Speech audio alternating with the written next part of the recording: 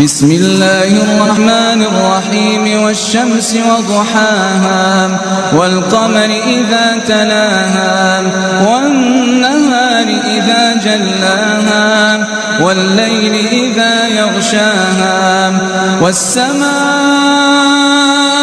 وما بناها والأرض وما طحاها ونفس وما سواها فألهمها فجورها وتقواها قد أفلح من زكاها وقد خاب من دساها كذبت ثمود بطغواها إذ انبعث أشقاها فقال لهم رسول الله ناقة الله وسقياها